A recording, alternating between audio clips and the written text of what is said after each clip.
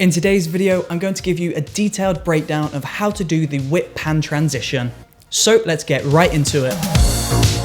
Hey, what's up? It's Chris from Brooker Films, and in today's video, I'm going to break down the whip pan transition. Now, if you've been on this channel for a while, then you might have seen my top 6 creative transitions video that I published last year. And in this video, I talked about my favorite 6 transitions that I like to use when I'm making music videos. But the problem with that video is I was very new to YouTube and I didn't explain some of these transitions very well, and quite a few of you have asked me to do a detailed breakdown.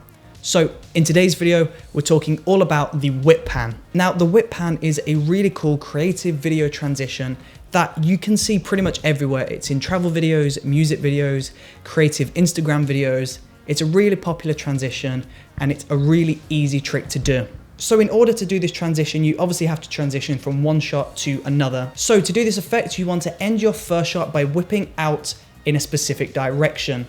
So you'll film your shot, and at the end of the shot, you're either going to whip to the right, you can whip to the left, you can whip up, or you can whip down. Now, it really doesn't matter which direction you whip your camera in on this shot. However, it is really important that you whip into the second shot in the same direction. So at the end of our first shot, let's say we whip up. So the camera goes up and then we cut, so we stop filming. Now we go to our second shot, we go and capture our second shot, and before we start rolling, we're going to tilt the camera down and we're going to carry the direction of movement up. So because I went up at the end of the first shot, I want to come up into the second shot. So I'm going to start down here and I'm going to press action and I'm going to whip the camera up into frame. Now it's up to you, but I like to add a little bit of bounce when I come back into the shot because I feel like it adds character.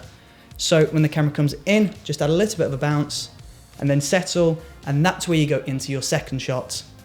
Now, of course, if you go down in your first shot, then you have to come down into your second shot. If you go this way out of your first shot, then you have to come this way into your second shot, and vice versa for the other side.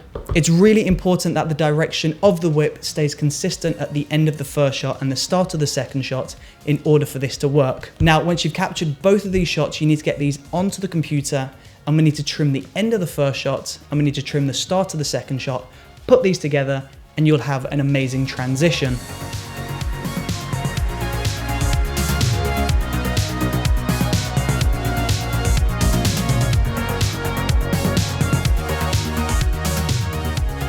And there you go. The whip pan transition is really easy and really simple to do. It just takes a little bit of planning, and you just have to make sure that you whip in the same direction for both of your shots. And there you go. If you enjoyed watching that video, then please do let me know in the comment section below. And also, don't forget to sub, and don't forget to check out the previous video by clicking this box just down here.